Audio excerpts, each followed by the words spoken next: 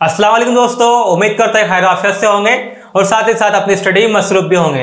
हमने स्टार्ट किया था दो मुतगरी खत्ती मसावतें, जिसे हम इंग्लिश में linear equation in two variables कहते हैं।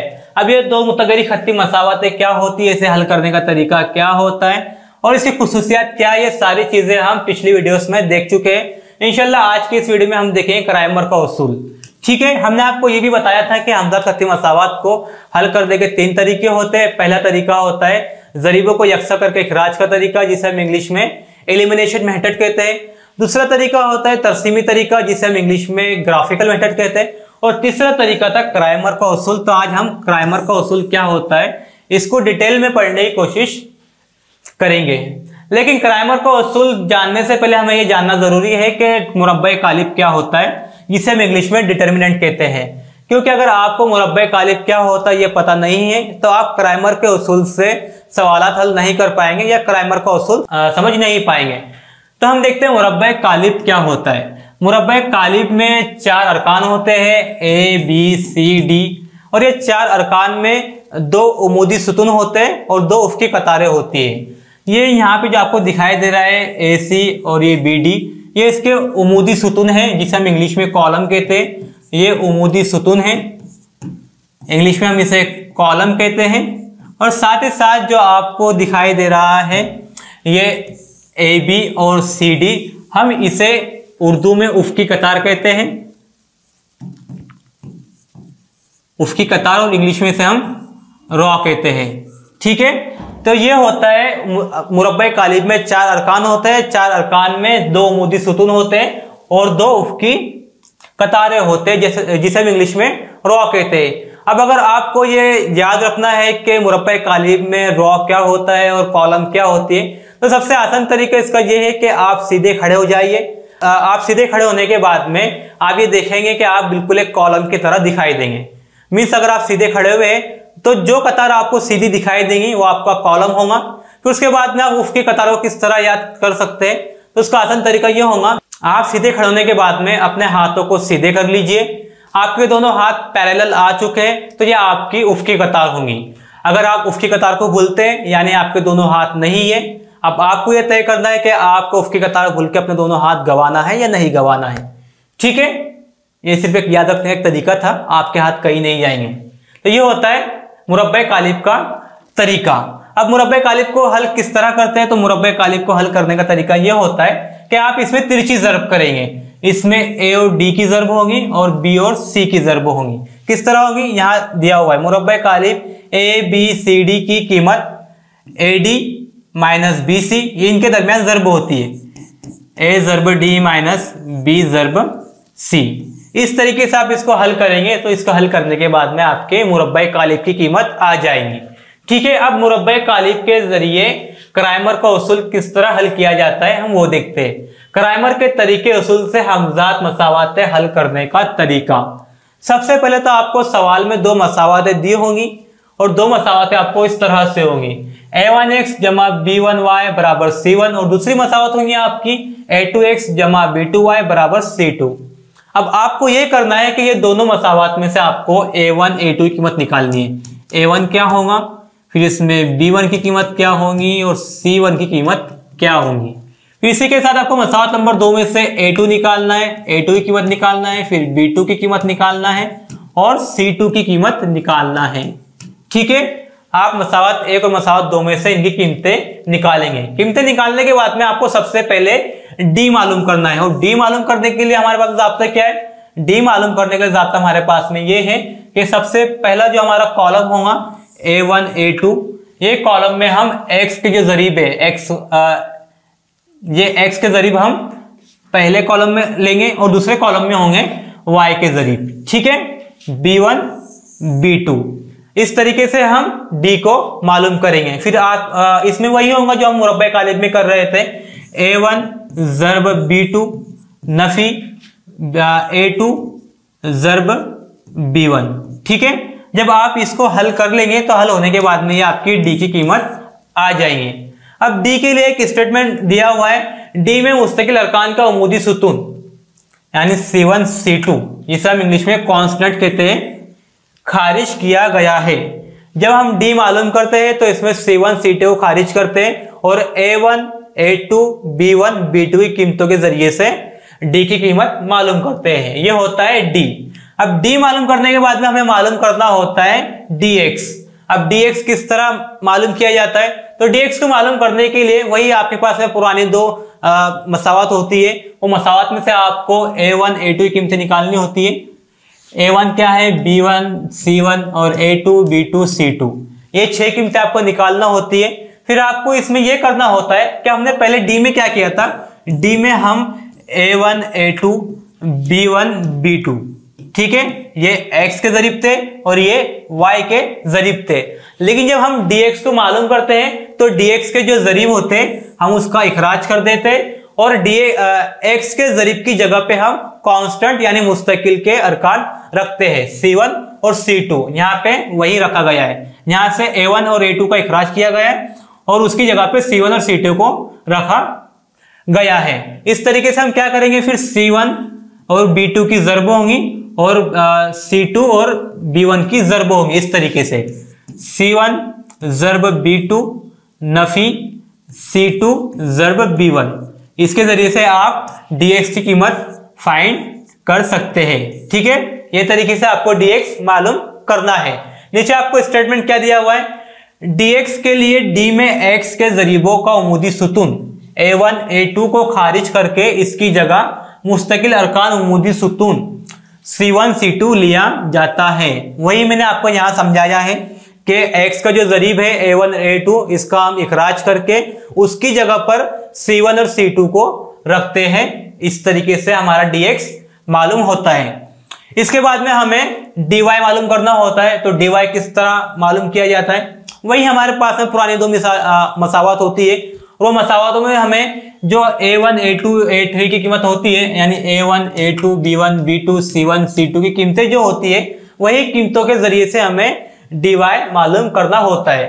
अब हमने क्या किया था कि हमने जो d मालूम किया, तो d में हमने A1 B1 A2 B2 इस तरीके से हम d को मालूम कर रहे थे। लेकिन हमें अब जब dy मालूम करना है तो dy में हम ये करेंगे कि जो हमारे y के जरीब है, मसावात में जो हमारे y के जरीब है, हम इसका इखराज करेंगे और इसका इखराज करने के बाद में b की जगह पे हम c की कीमतें रखकर हल करेंगे।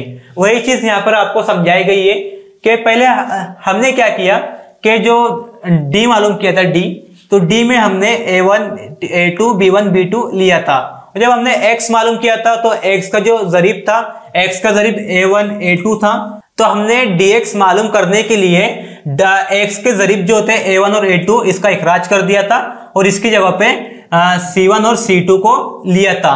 अब हम dy मालूम कर रहे हैं, तो dy मालूम करने के लिए हम जो y के जरीब हैं B1 और B2, इसका इखराज कर देंगे और इसकी जगह पे हम C1 और C2 लेंगे। तो वही हमने यहाँ लिया है C1 और C2। अब हम क्या करेंगे कि हम इसकी तिरछी ज़रब करेंगे। A1 की ज़रब होंगी C2 के साथ में और C1 की ज़रब होंगी A2 के साथ में। इस तरह से A1 ज़रब C2 Nafi C1 ज़रब A2, ये आपका होगा dy। इस तरीके से आप dy को मालूम कर सकते हैं या करेंगे। अब आपको एक स्टेटमेंट दिया हुआ है, dy के लिए d में y के जरीबों का उमूदी सुतून B1 B2 खारिज करके इसकी जगह मुस्तकिल अरकान का उमूदी सुतून C1 C2 लिया जाता है। वही चीज मैंने आपको यहां समझा चुका हूं जो आपको स्टेटमेंट में बताई गई थी। अब आपको क्या करना है, अब आपने d मालूम कर लिए, dx मालूम कर लिए और dy भी मालूम कर लिए। अब आपको x और y की कीमत मालूम करना है। तो x और y की कीमत आप किस तरह से मालूम कर सकते हैं, सबसे पहले जो आपने d मालूम किया था, पहले आप x लिखे, आपको x मालूम करना है, x मालूम करना है। उसके बाद में आपने जो d की कीमत मालूम की थी उससे आप अपॉन में लिखेंगे और जो आपका न्यूमरेटर के अंदर होगा वो होगा dx। ठीक है, तो आपको x मालूम करने के लिए dx अपॉन d की कीमत निकालना होगी और जो इसका आंसर आएगा वो होगी x की कीमत। फिर आपको y मालूम करने के लिए क्या करना होगा, y बराबर dy अपॉन d। ये ज़ाब्ते से आप इसको हल करेंगे और जो आपकी कीमत आएंगी वो होंगी आपकी y की कीमत। इस तरीके से आप क्राइमर के उसूल से x और y की कीमत मालूम कर सकते हैं, यानी दो मुतगय्यर की कीमत मालूम कर सकते हैं। ये होता है क्राइमर का तरीका, क्राइमर का उसूल। अब हम कुछ एग्जाम्पल देखते हैं मुरब्बे कालिब पर, क्योंकि हमें मुरब्बे कालिब की प्रैक्टिस होना जरूरी है, क्योंकि अगर मुरब्बे कालिब अगर हमें हल करते नहीं आया तो हम क्राइमर के उसूल से सवालात हल नहीं कर पाएंगे। तो पहला सवाल आपका दिया हुआ है, ज़ैल के मुरब्बे कालिबों की कीमत मालूम कीजिए। पहला आपको मुरब्बे कालिब ये दिया हुआ है, तो आपको क्या करना है, आप तिरछी ज़र्ब करेंगे।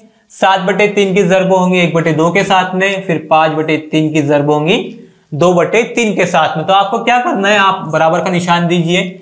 7/3 ज़र्ब 1/2, फिर ये ज़ाब्ते का नफी। उसके बाद में ये होगा 5/3 ज़र्ब 3/2। हल कीजिए इसको। हल करने के बाद में क्या होगा, ये देखिए 7 ज़र्ब 1 7 होगा, 3 ज़र्ब 2 6 होगा, ये नफी। नफी के बाद में 5 ज़र्ब 3 ये 15 होगा, ये 3 ज़र्ब 2 ये होगा 6। अब हम ये जानते हैं कि जमा नफी के अमल में अगर बटे का अदद जो सेम रहा तो हम उसको एक मरतबा लिखते हैं, और जो ऊपर होता है उसके हम जमा नफी करते हैं, यानी जो अलामत होती है वो अमल उसके साथ में हम करते हैं। तो यहाँ क्या होगा, 7 नफी 15/6, तो आपका आंसर होगा, आंसर क्या होगा आपका, नफी 8/6, इसको 2 से तकसीम कर दीजिए, कितना होगा, फिर ये आपका आंसर होगा नफी 4/3। तो आपके मुरब्बे कालिब की कीमत क्या है, मुरब्बे कालिब की कीमत आपकी नफी 4/3 है। फिर आपको एक जुमला लिखना है। जुमला क्या लिखेंगे आप, ज़ैल के, ज़ैल नहीं लिखना है,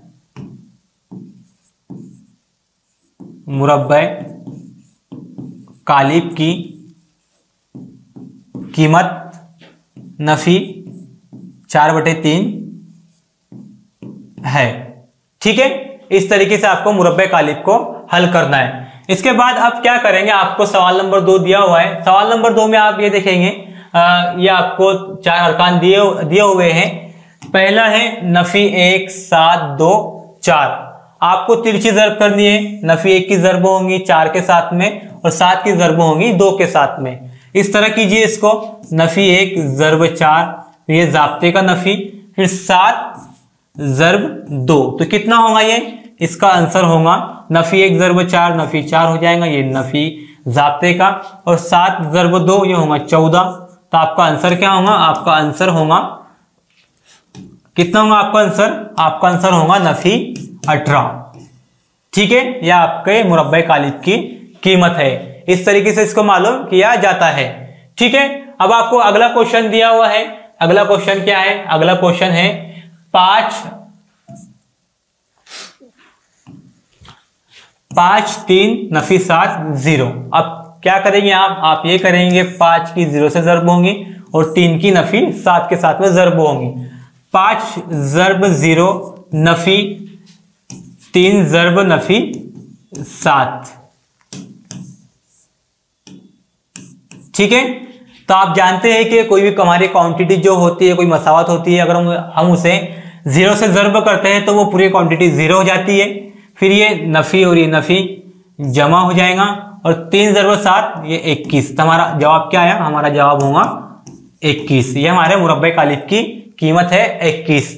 ठीक है, तो इस तरीके से मुरब्बे कालिब को हल करते हैं। उम्मीद करते हैं कि आपको मुरब्बे कालिब मुकम्मल तरीके से समझ में आ गया होगा। अब क्राइमर के उसूल के जरिए सवालात को किस तरह हल किया जाता है, हम उसका एक एग्जाम्पल देखते हैं, और एग्जाम्पल देखने के बाद में एक आपको होमवर्क भी देंगे ताकि आपकी प्रैक्टिस हो जाए। तो आपको सवाल दिया हुआ है, क्राइमर का उसूल इस्तेमाल करके मंदरजा झैल मसावातें हल कीजिए। मसावात क्या है आपके पास में, मसावात दी हुई है 3x नफी 4y बराबर 10, और दूसरी मसावत है 4x जमा 3y बराबर 5। आप पहले मसावत ये देखिए, पहली मसावत देखिए, इसमें आप a1 की कीमत निकालिए। a1 आपका होगा 3। ठीक है, b1 कितना होगा, b1 आपका नफी 4 है। c1 निकालिए, c1 आपका 10 है। ठीक है, इसी तरह आप a2 और b2 की कीमत निकालेंगे। a2 की कीमत क्या है, इसमें a2 हमारी यहां से आएंगे मसावत नंबर 2 से। a2 बराबर 4 है, b2 बराबर ये 3 है, और c2 कितना है, c2 हमारे पास में 5 है। अब हमारे पास में a1 a2 b1 b2 c1 c2 की कीमतें आ गई है। अब हमें डी मालूम करना है, तो डी किस तरह मालूम करेंगे? डी आपको मालूम करना है एक्स और वाई के जो जरीब होंगे उससे हमें डी मालूम करना है। तो यहां होगा a1 a2 और यहां होगा सॉरी b1 b2। अब a1 a2 की कीमतें कितनी है? d बराबर a1 कितना है? a1 हमारे पास में 3 है और b2 कितना है? b2 हमारे पास में 4 है। 3 4 b1 कितना है? b1 नफी 4 है और b2 3 है। नफी 4 और b2 3 है। हल कीजिए इसे, हल करने के बाद में आंसर क्या होगा? ज़र्ब कर दीजिए इसकी, 3 ज़रब 3 9 होगा, नफी 4 ज़रब 4 कितना होगा? ये 3, ये नफी नफी जमा हो जाएगा और 4 ज़रब 4 16। जवाब हमारा कितना आया? जवाब 25 आया। डी बराबर 25, डी बराबर 25 आया। ठीक है, अब आपको dx मालूम करना है। dx किस तरह मालूम करेंगे? मैंने आपको बताया था कि जब हम dx मालूम करते हैं तो जो x के जरीब होते हैं a1 और a2 हम इसका इखराज करते हैं और a1 और a2 की जगह पे हम मुस्तकिल अरकान c1 और c2 रखते हैं। तो यहाँ होगा c1 c2 और ये होगा b1 b2। कीमतें रखिए, इसकी कीमतें क्या होंगी? dx equal to c1 c2 कितना है? c1 हमारे पास में 10 है और c2 5 है। 10 5 और b1 b2 कितना है? b1 हमारे पास में नफी 4 है और b2 3 है। नफी 4 और ये 3। हल कीजिए इसको, ज़रब होंगी तिरछी, 10 ज़रब 3 नफी 4 ज़रब 5। तो ये होगा 10 ज़रब 3 ये 30 हो जाएगा, ये नफी नफी जमा होगा और 4 ज़रब 5 होगा 20। तो dx कितना है? dx की कीमत आपके पास में होगी 50। या आपकी dx की कीमत मालूम हो गई। अब आपको dy मालूम करना है, तो dy किस तरह मालूम करेंगे? dy इक्वल टू, मैंने आपको बताया था कि जब आप dy मालूम करते हैं तो आप जो y के जरीब हैं b1 और b2 इसका इखराज करेंगे और b1 और b2 की जगह पे हम c1 और c2 का इस्तेमाल करेंगे। तो यहाँ होगा a1 a2 c1 c2। कीमतें रखिए इसकी a1 a2 और c1 c2 की। dy equal to a1 a2 कितने हमारे पास में? a1 है 3 और a2 है 4। 3 4 और c1 और c2 कितना है? हमने यहाँ रखे थे, देखो 10 और 5, 10 और ये 5। हल कीजिए इसको, हल करने के बाद में क्या होगा? ये है 3 ज़रब 5 ये हो जाएगा 15, नफी 10 ज़रब 4 ये हो जाएगा 40। तो आंसर क्या होगा आपका? dy इक्वल टू नफी 25। यहां से हमें dy की कीमत मालूम हो गई। हमारे पास में dx से 50, dy है नफी 25 और d कितना है हमारे पास में? d है 25। अब हम x और y की कीमत मालूम करेंगे। तो x और y किस तरह मालूम किया जाता है? x मालूम करते हैं x इक्वल टू dx बटे d और y मालूम करते हैं y इक्वल टू dy बटे d। तो सबसे पहले हम x मालूम करेंगे, x equal to dx by d equal to ये होगा dx कितना है? dx हमारे पास में 50 है और d 25 है। तो x बराबर होगा x बराबर 2। ये हमारे पास में x की कीमत आ गई। अब हमें y मालूम करना है, y बराबर dy बाई d। dy कितना है? dy नफी 25 है, नफी 25 बटे 25, तो ये कैंसिल हो जाएगा और y होगा y बराबर नफी 1। ये हमारे पास में x और y की कीमत आ गई। अब हमें एक जुमला लिखना है। जुमला क्या लिखेंगे आप? जुमला ये लिखेंगे, दी हुई हमजात मसावात का हल x बराबर 2 और y बराबर नफी 1 है। ठीक है, तो इस तरीके से आप क्राइमर के उसूल से हमजात मसावात को हल कर सकते हैं। अब आपको एक एग्जाम्पल और दिया हुआ है, 4x जमा 3y नफी 4 बराबर 0। 6x बराबर नफी 8, सॉरी 6x बराबर 8 नफी 5y। यह आपको दो इक्वेशन दी हुई है और दो इक्वेशन को आपको क्राइमर के उसूल से हल करना है। तो यह आपके लिए होमवर्क होगा। आप यह होमवर्क करने के बाद में हमें इसका आंसर कमेंट बॉक्स में बताएंगे। फिर इंशाल्लाह आपके कमेंट्स देखने के बाद में अगर आपके आंसर सही है तो आप काबिल मुबारकबाद होंगे, और अगर कुछ गलती होती है तो इंशाल्लाह हम इसका आंसर PDF फॉर्म में इस वीडियो की लिंक में आपको दे देंगे। उम्मीद करते हैं कि चीजें आपको समझ में आई होंगी। फिर भी अगर आपको कोई परेशानी है, कोई डाउट है, तो आप हमसे कमेंट करके सवाल पूछ सकते हैं। इंशाल्लाह हम पूरी कोशिश करेंगे कि आपके सवालात के जवाब दिए जाए। तो ठीक है दोस्तों, मिलते हैं इंशाल्लाह अगले वीडियो में न्यू कंटेंट के साथ में। अल्लाह हाफिज।